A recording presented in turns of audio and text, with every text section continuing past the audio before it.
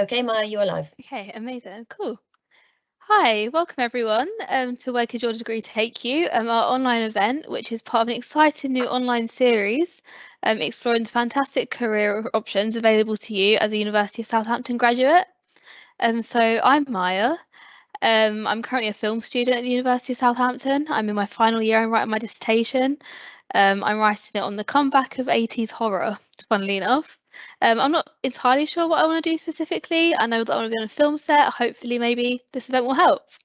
So the University of Southampton is passionate about the degrees it offers and helping students find exciting and inspiring careers. This event gives you a chance to hear from amazing recent graduates in your subject area as they talk about their experiences and how they use their degrees to positively impact their careers. We would love to hear questions for our speakers or for me as well. So please put them in the Q&A and we'll go through them at the end of this webinar. You can see which questions have been published. So go ahead and like the ones you want to be answered. And we'll go through these first. You won't be able to have our cameras or mics on during this session. Please direct anything you want to ask straight to the Q&A chat. So without further ado, it gives me great pleasure to introduce you to our speakers. Luke Tomes, who studied history, and Samuel J, who studied film. So cool, guys. If you could kind of introduce yourselves, who you are, your current job title, maybe a little bit about how long you've done it. So Luke, if we go to you first. No problem, Maya. Thanks for the introduction. My name's Luke Tomes. I'm a producer and a presenter for a channel called History Hit. It's a SVOD subscription service channel. It's a bit like Netflix, just for history content, but I work mainly on the YouTube channel, presenting, script writing, and producing content. I was at Southampton University from 2016 to 2019 studying BA history, and then I did my master's because I loved the uni so much, loved the societies and loved the lecturers. Cool, amazing. Samuel. Hello everyone, I'm Samuel and I'm the founder at Film Finder. Film Finder is a mobile app that recommends you films based on your preferences. I studied film at Southampton from 2015 to 2019 and joined the film societies and did things like that. After I graduated, I spent a little bit of time in recruitment, then moved to Sky Sports doing VOD scheduling, and then joined their business strategy program. Amazing. Thank you so much, guys. So what we're going to do is we're kind of going to have a chat about your career first.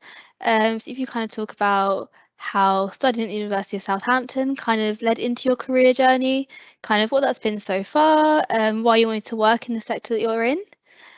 So if we stay with Samuel for now. So I was studying film at Southampton and I was making some short films and things like that. But as well as going to those film societies, I also went to business and entrepreneur societies. So that's how I developed an interest in entrepreneurship. And then it was just about thinking about kind of what I wanted to do later in life. So I did some experience in TV production as well. And I think eventually I just thought taking a business route would be better for me. So that's how I sort of pivoted. So I worked at Sky, did marketing, strategy, commercial and innovation, rotations in those 4 areas. And during that period, I was also working on my startup as well, which is what I'm working on now. So yeah, joining film societies and business societies, and then just kind of mixing the two. Cool, amazing. Okay, Luke, what about your career journey?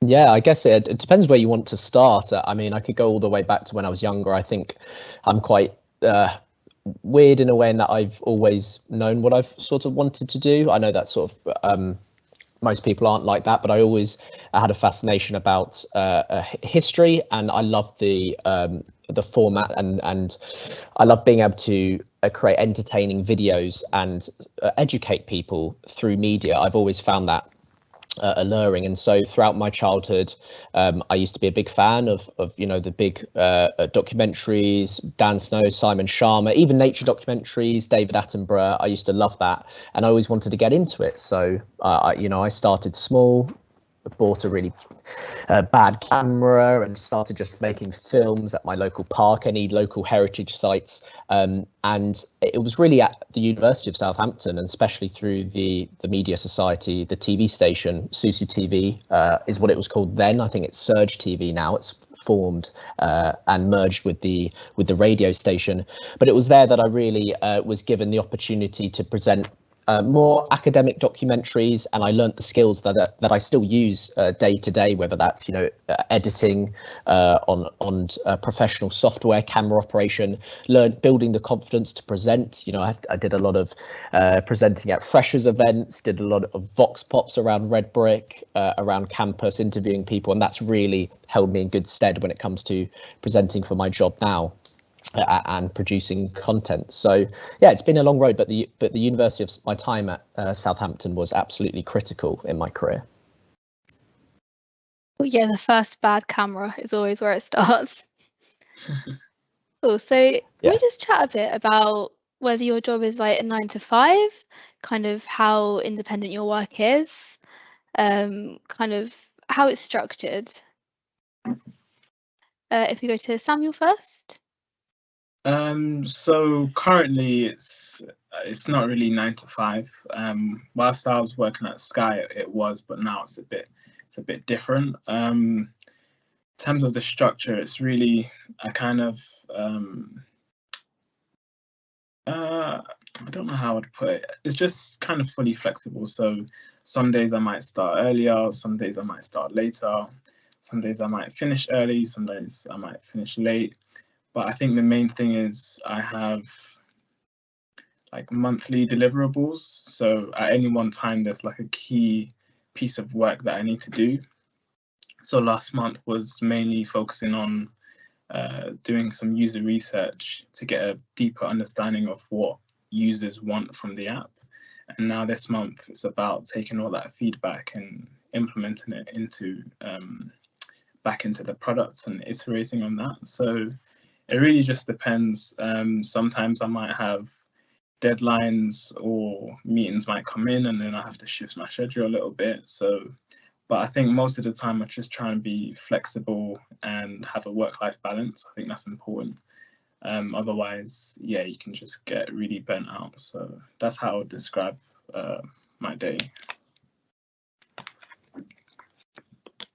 Amazing. So Yeah. would you say that you kind of still manage to keep your kind of passion for the subjects alongside kind of doing it for a living? Yeah, I definitely think so. Because I guess I've worked across the film sort of industry. So I've worked on script proposals, pre-production, production, post-production, distribution, and now more to do with apps. So I think across the board, I've just sustained that interest in film. And I think I get to see film in a different perspective. I do like filmmaking and directing and writing. I still plan to do that in the future, but yeah, in terms of right now, I think I'm a bit further away from film, like the filmmaking, but I still enjoy consuming it and engaging with people who are in the film area. So whilst I was doing my research, user research, I was doing interviews with producers and director assistants and people like that. So I'm still close to it. I'm just not, inside like the filmmaking. Yeah, fair enough. Oh, Luke. Yeah, I just wanted to reiterate your earlier point about all starting with a bad camera, because I think it's so true. I think it was one of those. The first project I ever did was with one of those flip cams. I don't know, from the early 2000s, and I think I used Windows Movie Maker. I'm not sure if that's even a thing anymore.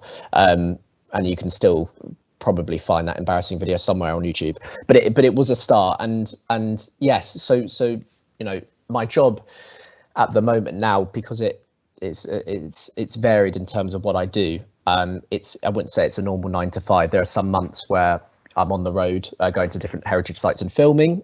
So they can be very long days. Anyone who's worked in the film industry, as I'm sure Samuel can attest to, you know, the working hours aren't always consistent. So sometimes you work very long days, but they're always fulfilling, and I enjoy those days on location the most. But other times I might have a month where it is more like a 9 to 5, still very flexible, don't have to go into the office too often, maybe once a week, and I may be doing more of the editing side of things, or social media management, that kind of thing. I don't know if I wouldn't necessarily say it's exclusive just to my company. I think there are a lot of companies right now where your role is actually very varied. You're not simply a producer. You know, most producers tend to be capable camera operators, editors, and occasionally maybe present as well, and script write. So I think it's not just my company where a lot of the employees are, I would say, more of a jack of all trades. But yes, no, it certainly never gets boring. And I think that's because of the variety of roles that you get to undertake at my job. Cool. So I'm just going to hit you with the same question as well. Do you kind of manage to keep your passion for what you do kind of alongside this? Kind of, do you enjoy it? Yes, I think you know, it's interesting. Some people, you know, I've listened to certain podcasts where guests say that, you know, once you start getting paid to do something, your passion, you know, it dies out. I just haven't found that for me. You know, I found that, you know, I can wake up every Monday morning excited because, you know, with history is just a unique subject. It's why I fell in love with it, because it changes all the time, and we make new discoveries. We've just made some new discoveries at the Battle of Waterloo, the battlefield. So there's always new things coming up, on new ways to interpret history or tell history, which is really our job. And so because that dynamic is always changing, it keeps it interesting for me. So I can't say I ever get bored. Amazing, cool. So we're just going to kind of talk a little bit about your background, kind of being in school. So if you kind of hit me with like where you grew up, what did you study in school? What did you enjoy in school? What did you do alongside school as well? Like, did that play a big part in kind of where you are now? Luke, we'll go to you first. So I grew up in Epsom, which is a town in Surrey. Most people know it because of where the Derby is, the famous race event. I went to Sutton Grammar School, and I would say it's at that school where really my passion for history was born. I had great teachers there, but it wasn't just history. I also really enjoyed doing some extracurricular activities. So I did LAMDA, which is London Academy of Music and Dramatic Arts. So I did a lot of drama, and I think in some sort of way it helps with the confidence. You know, when I'm interviewing people, contributors and academics, I definitely can feel what I've learnt from doing a lot of drama, performing monologues, and with public speaking. It's really helped me. So that was something that I would say was crucial for me at secondary school. And then yes, moving on to university. I found that the Susu TV, the TV station, was so important in providing the opportunities for people. It was a case of really, you got out what you put in, and if you came in with the right attitude and you came in with ideas, you could just do them. It was as easy as that. And as long as you put in the work, then you had something to show for it. And that was crucial for me when I was looking for employment, because I had a show reel that I could demonstrate, and I could provide to potential employers, which I think is really important when looking for a job, not just sort of saying what you've done, but having something to show for it. Amazing, thank you. Samuel. Yeah, so I grew up in London, and I think that, so I did maths, triple science, English, I did history, geography and business. Those were like my main sort of courses. And then I'm just trying to think what I did alongside school, because it was so long ago. I think I just played football for the football team for a bit, and I just did, I think I was writing at that age as well, but I can't remember. And I kind of did some entrepreneurial stuff, and then moving on to college, I studied film film studies, English literature, and psychology. So I was actually going to pursue psychology at university, but I changed my mind. At that time, I was making a few short films, and I think I started developing an interest in film directing. So I think in A2, everyone has to submit a film, so that was quite fun to do, and we had our own sort of film awards as well. What else did I do in college? I think that was like the main stuff. So then I moved on to university at Southampton and studied film. And yeah, I got involved in quite a number of societies, from the African and Caribbean Society, being their consultant, to Wessex Films, making short films and doing those competitions there. And then also the entrepreneurial society called Fish and Toast, where they'll have founders and entrepreneurs coming over and giving like guest lectures. And then there was another society called Takeoff, which had guest lectures, seminars and workshops. And it was just really good to network with other people, learn about things to do with intellectual property, marketing and branding, and everything else. And then, of course, football again in university, which was really good to keep fit. And then some other stuff as well, I'm sure. Oh, so would you say that obviously the degree is a big part in kind of where you are now, but how important would you say the skills are that you've kind of learned along the way? Sam, we'll stick with you for now. Yeah, the skills from studying film, right? As in the course, okay. I think it was a lot to do with, so mine was mainly essay based, or in fact, I think it was all coursework. But we also had to do presentations, oral presentations. We had to do some reports. We had to do essays. We had to do a dissertation. So there were different types of writing, and I think it just developed.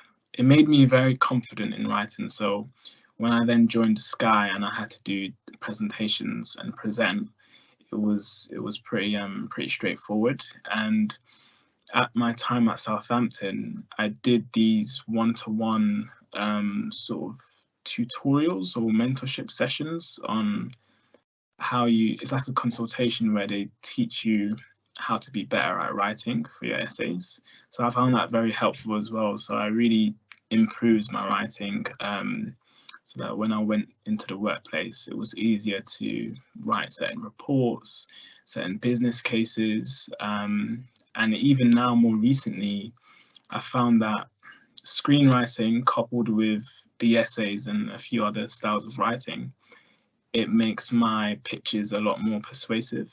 So at Sky, I pitched a diversity project, which got a lot of traction. And then more recently, I joined a hackathon with London Business School and BCGX. Now, my team won the competition.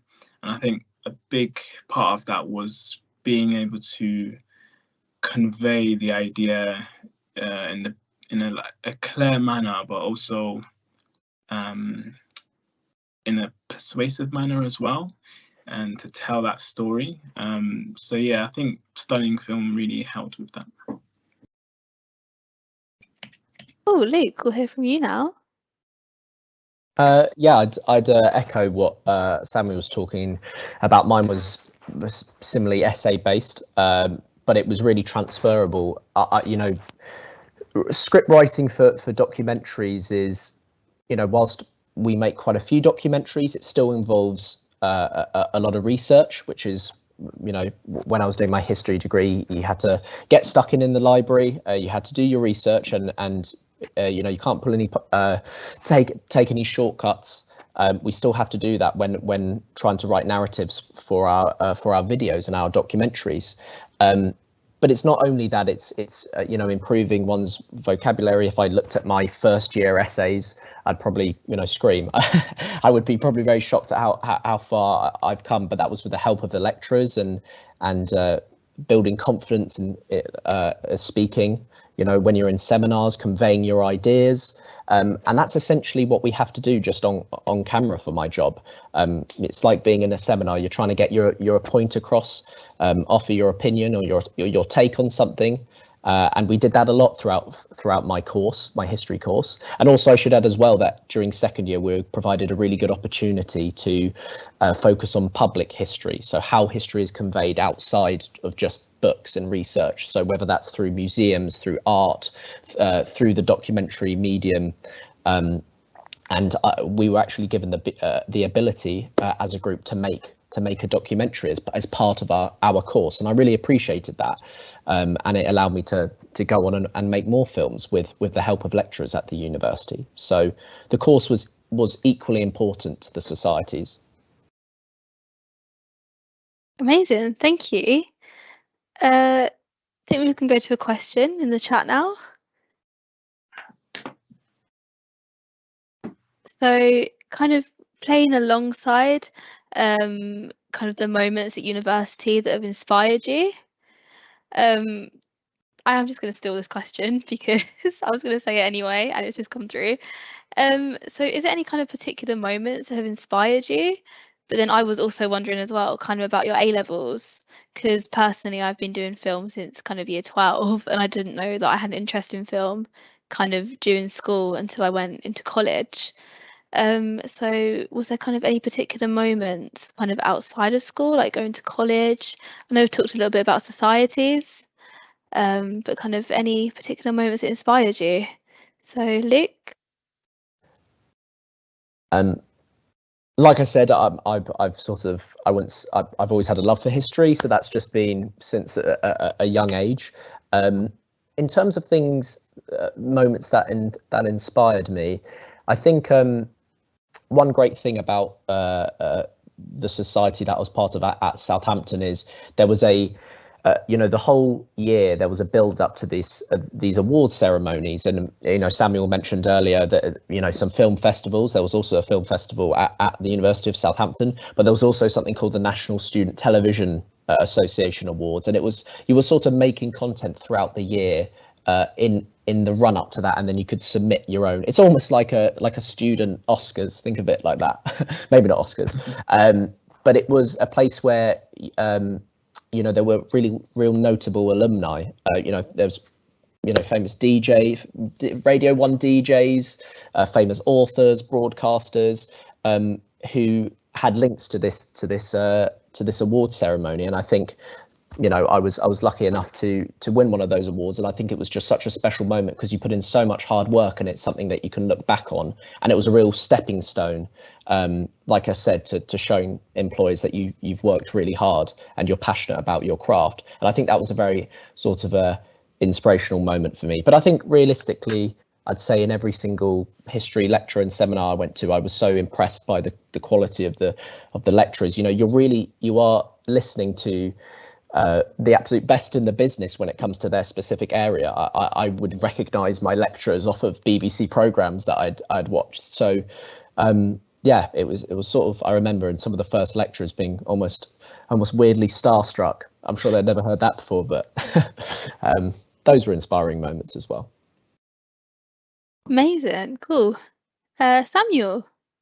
So I think in terms of pursuing film directing at one point and then pursuing entrepreneurship at another point, I wouldn't say there was particular things that inspired me to take those routes. It was more that I just kind of stumbled across them and developed an interest as I was being immersed in those areas. So for example, I applied for like maybe 3-4 colleges, and most of them, I think it was maths, chemistry and biology. But for the college that I ended up going to, I saw film on it and I thought, oh, I'll just pick that. And then I kind of just changed my other choices. And then actually studying film, I began to develop a real interest in it. And then, so once I then chose those kind of paths, I think listening to founders through guest lectures and things like that that's when I became a bit more inspired than I originally was. And watching interviews with film directors like Christopher Nolan definitely inspired me further. Oh, amazing. So kind of going back to your time at university, maybe being in cohorts with the careers team, maybe, what advice would you give to someone looking to enter a similar kind of career to yourselves? Luke? Well, first thing I'd say is don't be put off by anyone who says, oh, you can't, or you can only get a certain job if you do a humanities degree. I actually think it's the complete opposite. From my experience anyway, people who have studied humanities, whether that's film, I know plenty of people who studied film, whether that's through the society or just through knowing them at university. And I can say, honestly, 95% of them have now gone into careers in film and TV and media. And so I think it actually makes you more employable. I think studying humanities requires a grasp of sort of human nature and human interaction, which I think it proves invaluable in the workplace. And it's very transferable. So that's the first piece of advice I'd give to those who are perhaps worried that if they study humanities, it's going to make them less employable. I couldn't disagree with that more. The second thing I would say, and almost more importantly, would be to just do. Don't sort of think about doing, just do. I think, when I went for my internship at History Hit, my employers said they really, although they did look at my degree and they looked at my A levels and all that stuff on my CV, what really made me stand out was my showreel and what I had done already outside of extracurricular activities, show that I had gone out there and tried to produce stuff and tried to learn the skills that would make me a valuable employee. So that's the other bit of advice I'd say. If you want to make a podcast, make a podcast. If you want to start writing for BBC History magazine or some sort of magazine. If you want to make a film, go make a film. That's what I'd say. Amazing. Samuel, we'll go to you for some advice next. I definitely echo Luke as well. In terms of like employability and job prospects, I think when I graduated, I think there was a moment or two where I was like, oh, I'm no longer pursuing filmmaking. Like, what am I going to do? But I think it was pretty clear that, especially when applying for graduate schemes, that they didn't really mind what degree you were doing, as long as you had the right grade and the right attitude and that sort of thing. Especially from a university like Southampton as well, it's really attractive to many employers. I went to a ton of insight events from consulting firms, even a law firm as well, and they would repeatedly say that they welcome a sort of diversity of thought. So they don't just want people from a business background, they want people from other disciplines. And then when I actually joined Sky, I think there were thousands of applications, ended up having just under maybe 50 people in my intake, in my cohort. And I was the only film student. Most of them had degrees in economics and business and those type of degrees, but I think some of them had different ones as well. So I think studying film definitely gave me an edge. It made me quite unique, and it made me be able to see things from a different angle, a different perspective, which I think made my contributions quite valuable whilst working there. Aside from that, I'd say definitely whatever you do, whether it's film, history, or another course, definitely immerse yourself in the course and outside of the course as well, in terms of societies, just in terms of learning and trying different things out.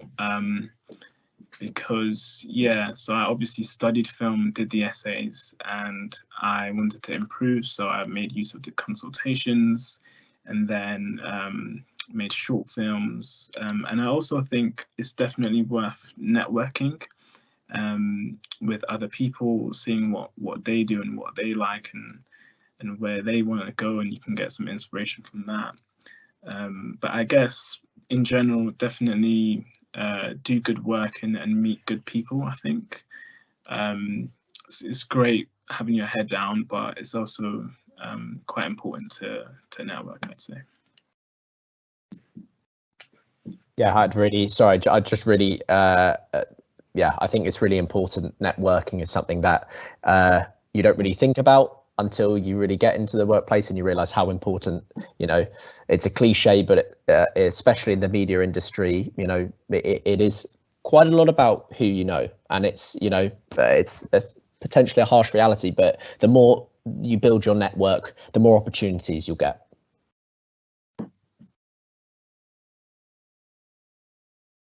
Amazing, cool. I mean, yeah, I've just had my first little panic about networking, so definitely taking that one. So before we kind of move on to the Q&A, what role would you say that Southampton kind of as an individual kind of university had kind of in your career now? We'll go to Samuel. The role it played, I think it taught me a lot of, it kind of taught me everything I needed to know to set me up. So all of those societies that I went to, it developed my business knowledge and awareness of the business world. And then I guess joining those film societies and working with cinematographers, editors, and things like that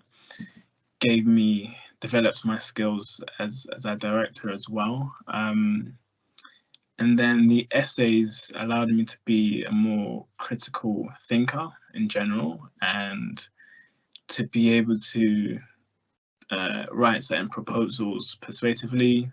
So I'd say it just kind of, it gave me the basis of a lot of things, and I've just since then developed those things. So whether it's, yeah, writing, speaking, networking as well, because in those workshops that I used to attend, they would teach us how to network in terms of like, oh, this is how you create an elevator pitch, like a 30-second pitch of introducing yourself.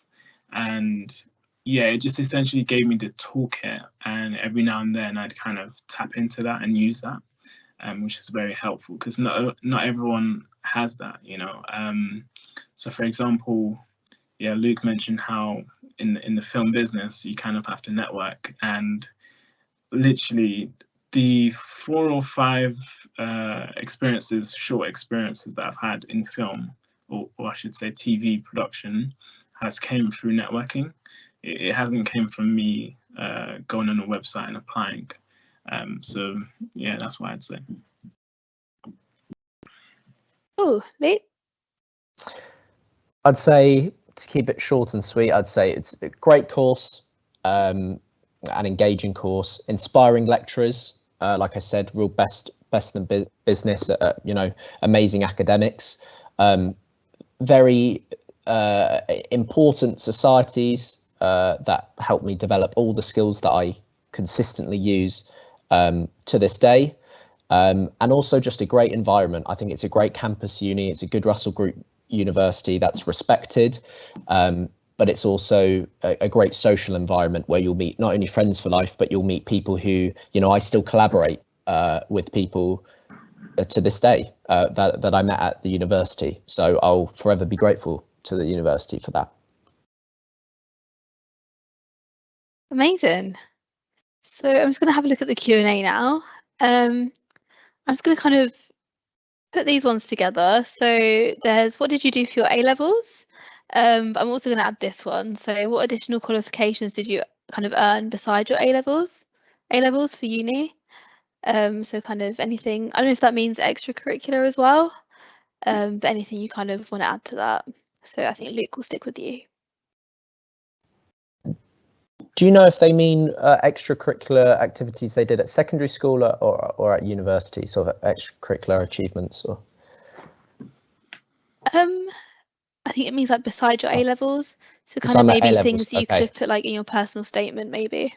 Yeah, got it. Okay, so I studied drama I studied history, surprise, surprise, and I studied economics.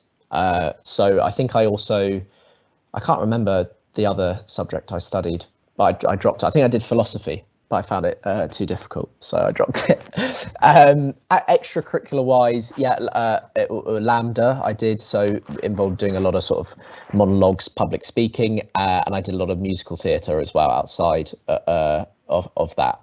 And obviously sport is always important, but I'm not sure how relevant it is. But those are, you know, something might come to me, but those are the main ones, I think. Oh, amazing. Samuel? So yeah, I studied psychology, English literature, and film studies. In terms of the sort of additional qualification, I actually did the EPQ, which is Extended Project Qualification. And that was actually useful because Southampton at the time recognized EPQs, so they lowered my offer because I had an A in EPQ, so that helped me get into Southampton.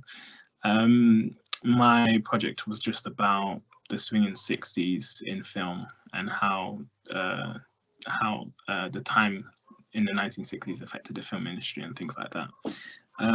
Aside from that, I'd say I used to do some screenwriting for short films, and also making short films, so directing them as well. Cool.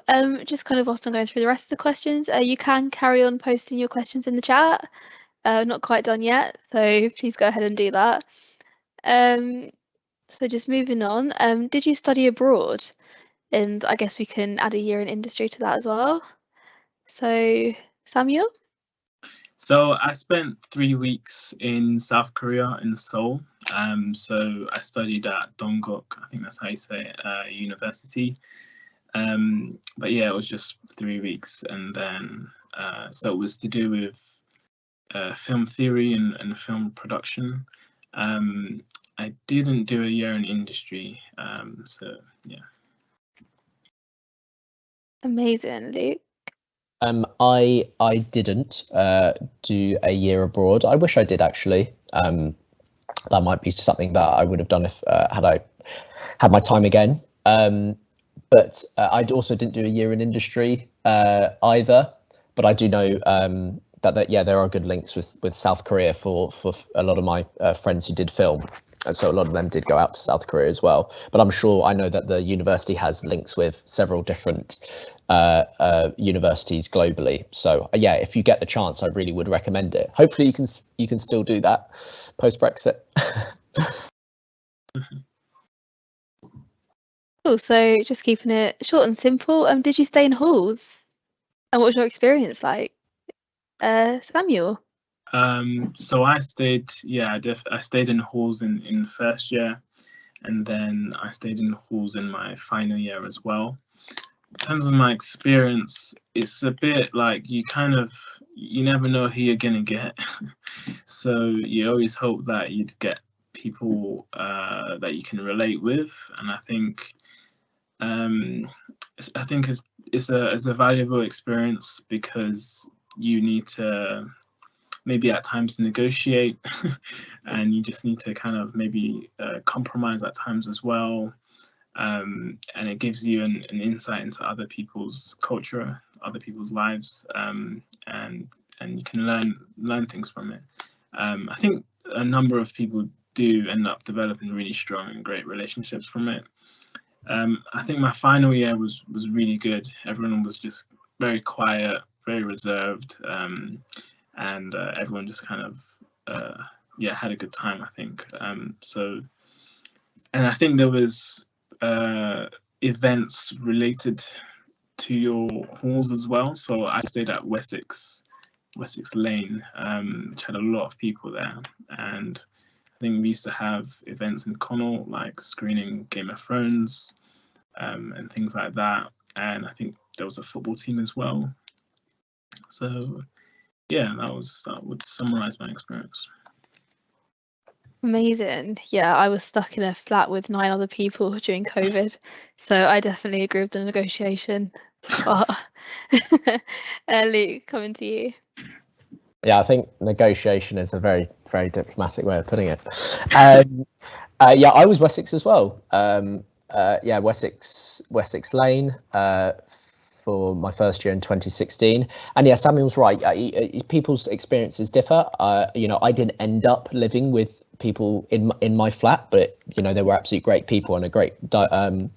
You know, the diversity was great. You know, we had I think I was an immature, you know, 18-year-old, and I was living in the first year with like a 24-year-old Greek windsurfer and like a 28-year-old American medic, and it's just all these different, you know, cultures coming together, and it was honestly, it was an absolute great experience. It's a experience you don't get anything like it ever.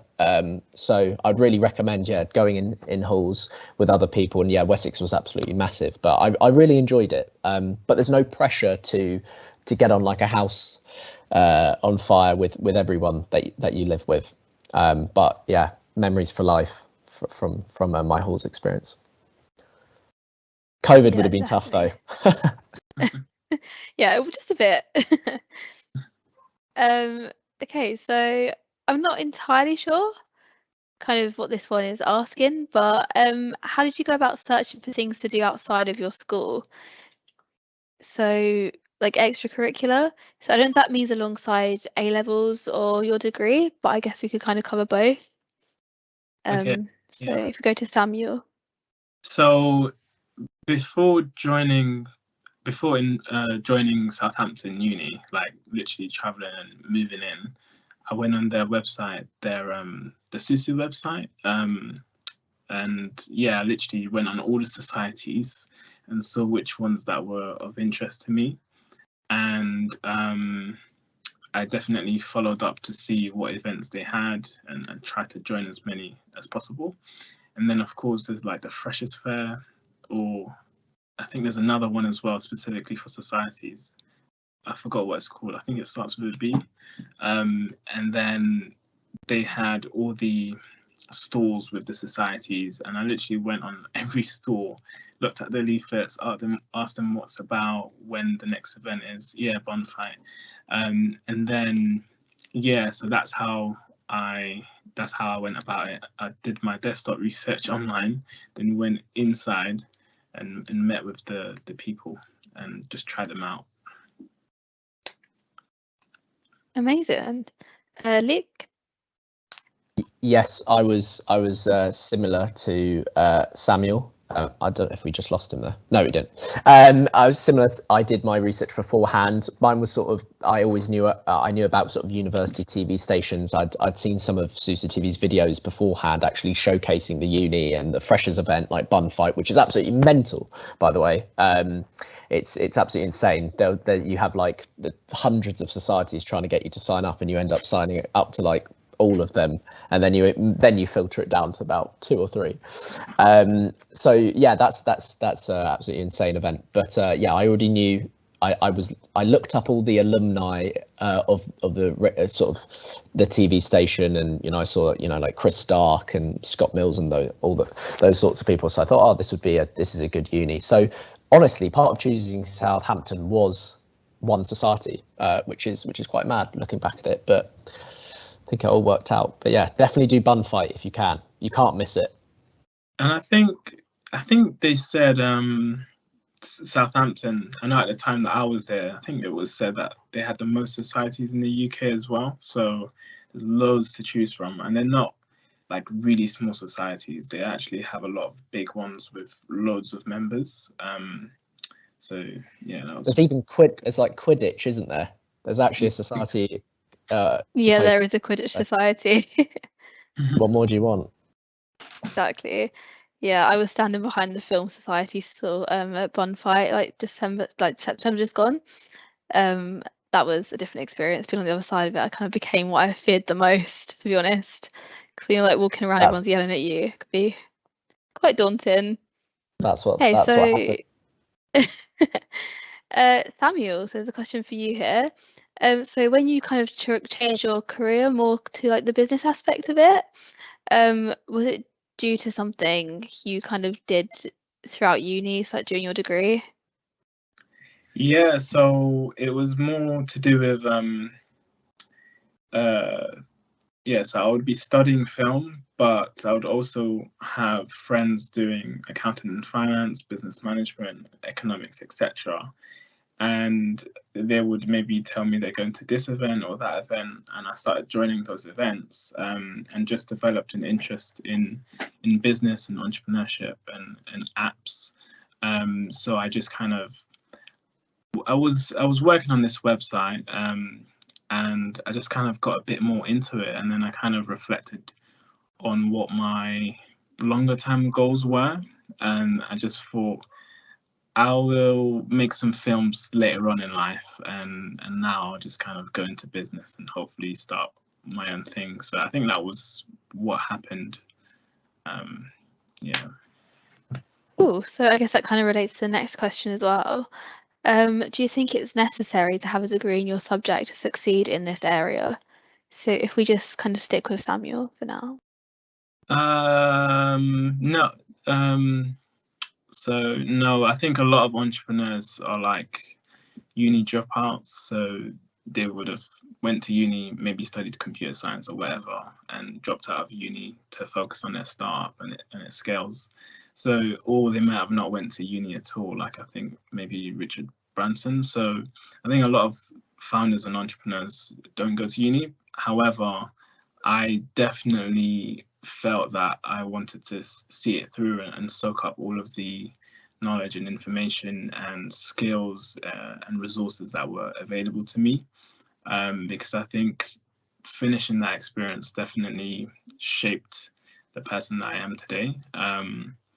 And yeah, so I don't think studying film or a particular course would it's a necessary thing to what I'm doing now, which is a startup. But doing a degree to get onto a graduate scheme is a necessary thing, which is what I did before this. Cool. Luke? Yes, I'd say I can't speak for other industries, but for the media industry, it doesn't. They don't really care what degree you do. I think I work for a company that's sort of quite niche, so it's specifically for history documentary. So you do have a lot, 60% of history graduates within our company, but within our wider parent organization, which is a studio company called Little Dot Studios, I mean, you have such a variety of degrees from that, or not, not everyone has a degree. So yeah, big variety. Oh, sorry, lost the mic button there. Samuel, another one for you. What was your experience in Korea like? So I don't know if that means kind of culturally or like through the degree, but feel free to mention that. Yeah, so it was obviously very, very far from home. So that was kind of interesting. I think it was probably a bit of a shock to the system because I hadn't really done a solo travel prior to that.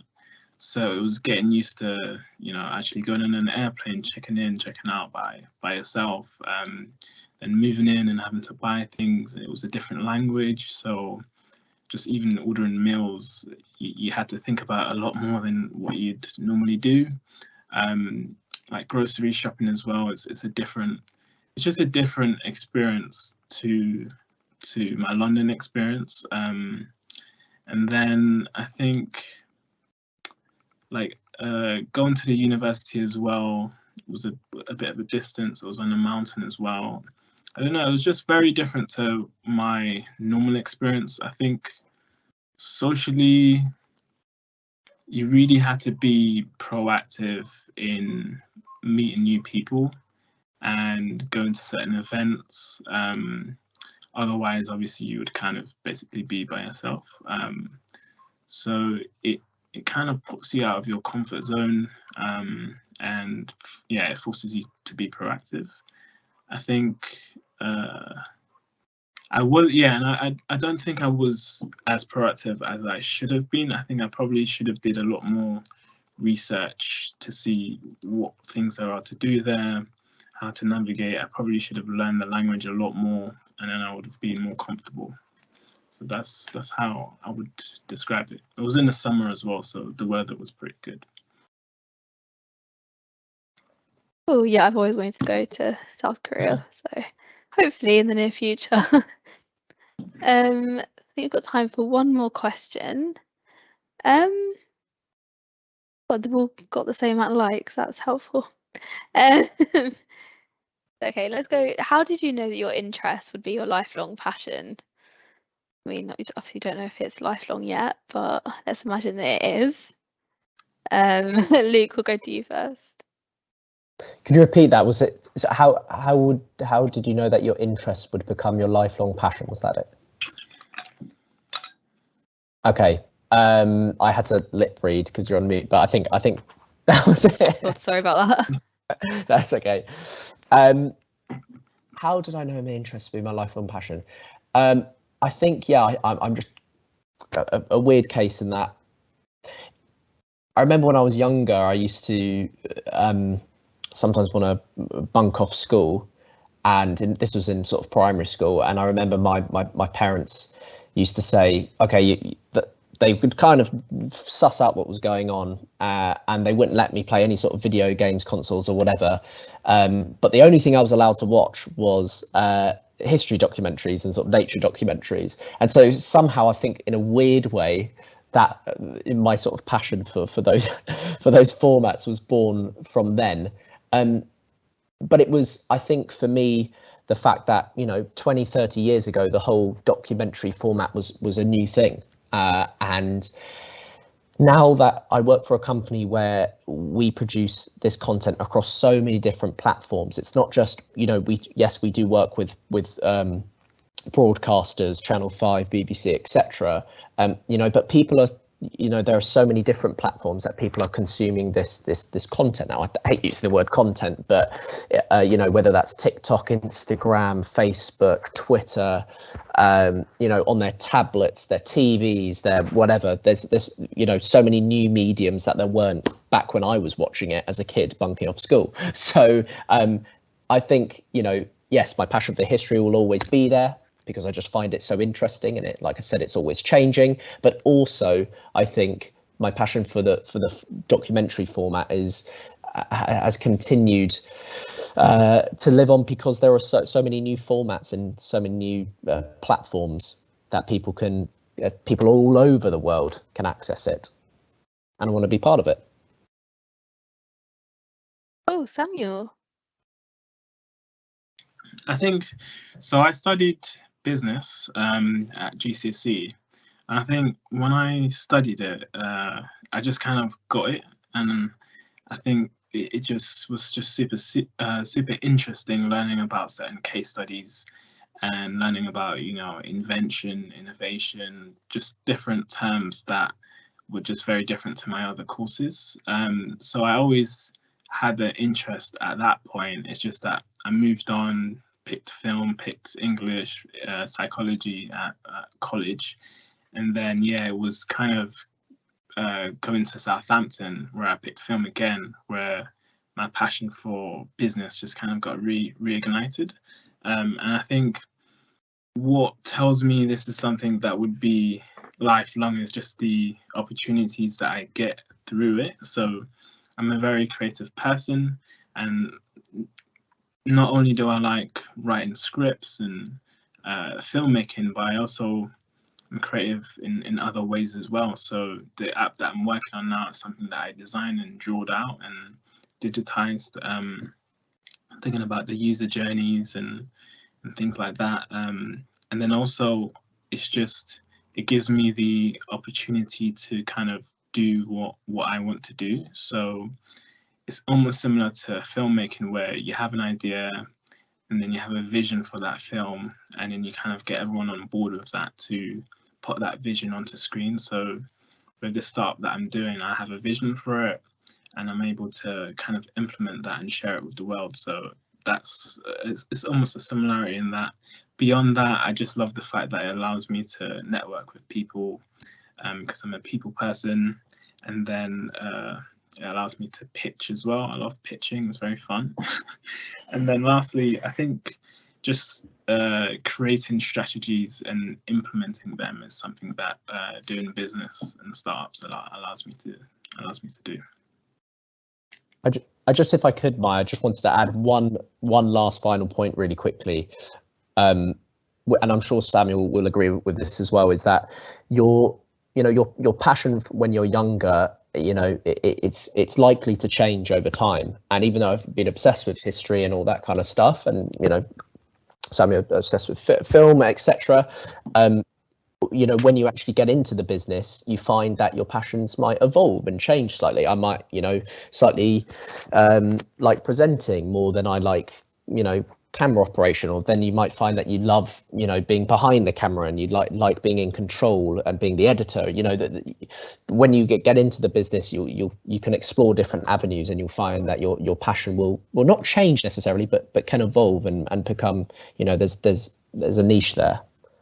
Yeah, and just to build on that as well, I think being able to give yourself an exposure to different things is an important thing. So giving yourself the opportunity to try out a lot of things definitely helps with that, because you might be passionate about one thing today, but you try 10 things and find out, oh, actually I'm more passionate about this. So I definitely think opening things up is helpful. Like originally, I really wanted to study at a film school, and had I went down that route, maybe I'd be doing film directing right now.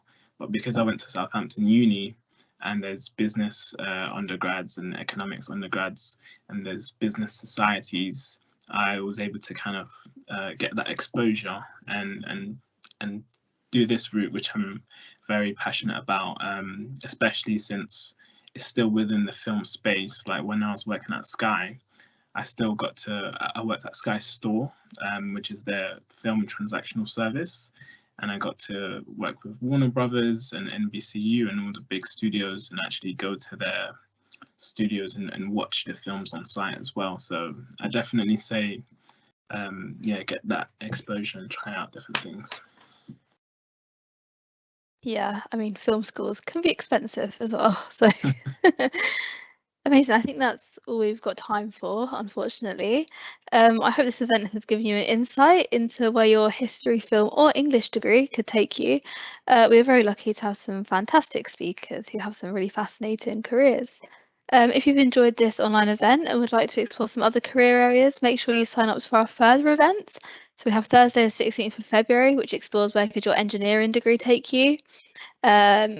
Tuesday the 7th of March, covering where could your chemistry and biochemistry degree take you. Tuesday the 14th of March, looking at where your health sciences degree could take you. And finally, Thursday the 23rd of March, which explores where could your degree in physics take you. All of our events, including this evening, have been recorded, so you can rewatch at any time and view our other events as well. I'd also really encourage you to investigate our diverse range of courses. We have open days later in the year where you can come and meet your staff and students to find out more. If you're a current applicant, please look out for your invitation to the applicant visit days, which are coming up soon. I think the first one has just happened as well. Applications also open for a residential summer school, so please check that out if you're able to apply. Thank you so much once again to our speakers, and thank you for joining us. My pleasure. No problem. My pleasure.